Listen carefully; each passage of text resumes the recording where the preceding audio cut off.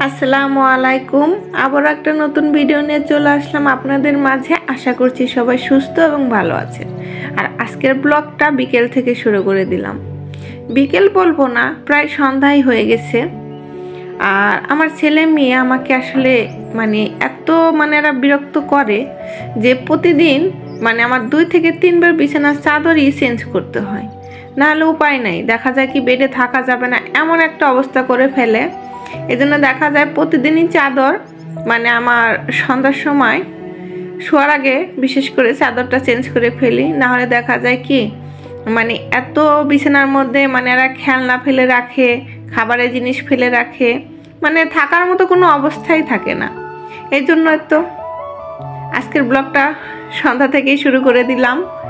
আর প্রথমেই বিছানার চাদরটা চেঞ্জ করে নিতেছি। তো চাদরটা ভালোভাবে সুন্দর করে আমি একটা জিনিস খেয়াল করলে আপনারা বুঝতে পারবেন, আমি চাদরে কিন্তু চারোকানিতে একটা করে গিট দিয়ে নিছি। আর এই গিটটা দেওয়ার কারণে কিন্তু চাদরটা উঠে আসবে না। আমার ছেলে মেয়েরা যতই লাফালাফি করুক না কেন, চারোকানি থেকে আর উঠে আসবে না। আর এই জন্য আমি সবসময়ই বিছানা যখনই গুছাই, বিছানার চাদরে চারপাশে 4টা গিট দিয়ে নিই। আর আমি জানি না আমার ছেলে মেয়ের মতো অন্য কোনো আপুদের ছেলে মেয়ে করে কি না। আমার ছেলে আর মেয়ে দুজনেই সমবয়সী দেখেই এত এরা দুরন্ত, ওরা একটা মিনিট একটা জায়গায় চুপ করে মনে হয় বসতে পারে না। সব সময় দেখা যায় দৌড়ের উপরে থাকে আর একটা না একটা জিনিস ফেলতেই থাকে। এই জন্য দেখা যায় কি আমার বাসাটা আমি যতই পরিষ্কার কেন না করি, ছেলে মেয়ের জন্য পরিষ্কার রাখাটা অনেক টাফ হয়ে যায়। তারপরও আর কি করার, নিজের ছেলে মেয়ে এখন যেটা করবে সেটাই মানিয়ে নিতে হবে। যেহেতু ওরা ছোট, ওদেরকে বলে তেমন একটা লাভ হয় না। এই তো দেখেন আপনারাই বিছানা গুছানোর সময় উঠে লাফালাফি শুরু করে দিছে। আমি যখন যেখানে যে কাজটাই করি না কেন, আমার ছেলে এবং মেয়ে দুজনেই সেখানে থাকবে। আর সেখানেই দেখা যায় ওরা সাথে সাথে একটা না একটা জিনিস নষ্ট করেই ফেলবে। এই তো আমি যতই বলতেছি বাবা বিছানা গুছাইতেছি, তোমরা এখন নামো, বিছানাটা ভালো করে গুছানো হোক, তারপরে তোমরা উঠো না। কার কথা কে শুনে, আমার ছেলেটা বিশেষ করে এমন লাফালাফি শুরু করছে। তো যাই হোক, ছেলেকে নিয়েই বিছানাটা গুছিয়ে চলে আসলাম। খালাকে দিয়ে আসলে আদা আর রসুন ভালো করে ছিলে পরিষ্কার করে ধুয়ে রাখছিলাম। এখন এগুলো ব্লেন্ড করে পেস্ট করে নিছি। আর ইউটিউবে হঠাৎ করে আমার চোখে একটা জিনিস পড়লো যে আদা রসুনের পেস্টে নাকি তেল ব্যবহার তেল দিয়ে মিশিয়ে রাখলে তাহলে নাকি এইটা আইস হয় না। সো দেখি ইউটিউবের কথা কাজে লাগে কি না। সো জানি না, ফার্স্ট টাইম করতেছি।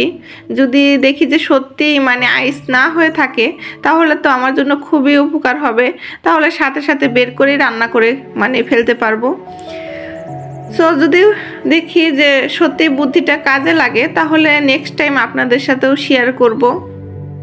আর যদি সত্যি কাজে না লাগে সেটাও আপনাদের সাথে শেয়ার করব।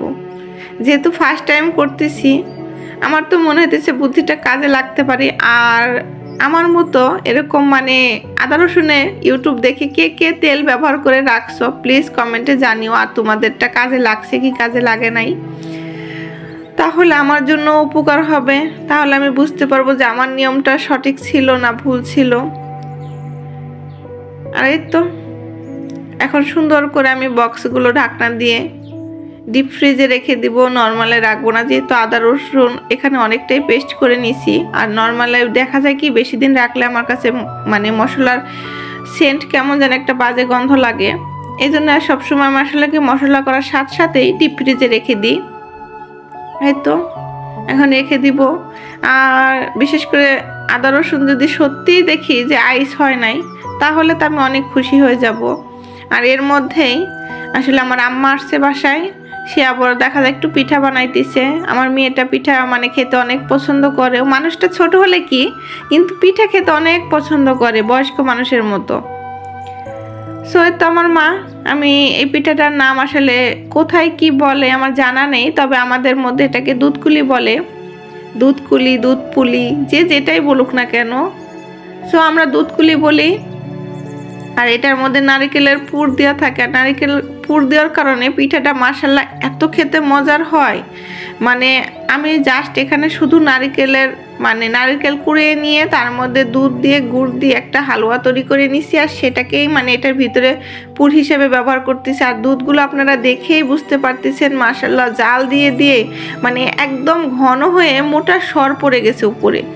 প্রথমেই মানে খেজুরের গুড় দিয়ে আমার মা পিঠাগুলো একটু জাল দিয়ে নিবে, আর তারপরে মানে দুধটা দিবে যাতে দুধটা না কেটে যায়, কারণ অনেক গুড়েই কিন্তু দুধ আর মানে গুড় আর দুধ একসাথে জাল দিলে দেখা যায় দুধটা জমে যায়, তখন ওই পিঠাটা খেতে একদমই বাজে হয়। এই জন্য আমার মা সবসময় আগে গুড় দিয়ে পিঠা জাল দিয়ে নেয়, তারপরে দুধটা ঢেলে দেয়। আর এই পিঠাটা কিন্তু খেতে খুবই মজার হয়। আপনারা হয়তো বা দেখেই বুঝতে পারতেছেন পিঠার কালারটা কত সুন্দর আসতেছে। আর একদম যেহেতু দুধ অনেক ব্যবহার করা হয়েছে পিঠার মধ্যে, এজন্য খেতে খুবই মজার হয়েছিল। যেহেতু বয়সটা আমি পরে দিতেছি, এই জন্য আমি আসলে জানি পিঠাটা খেতে কেমন হয়েছিল। মাশাআল্লাহ মাশাআল্লাহ অনেক মজার হয়েছিল। সো আজকে এই পর্যন্তই, আর এতক্ষণ আমার সাথে থাকার জন্য ধন্যবাদ সবাইকে। আর আমার ভিডিওটি যদি ভালো লেগে থাকে আমার চ্যানেলটিকে সাবস্ক্রাইব করে আমার পাশে থেকে যেতে পারেন। আল্লাহ হাফেজ।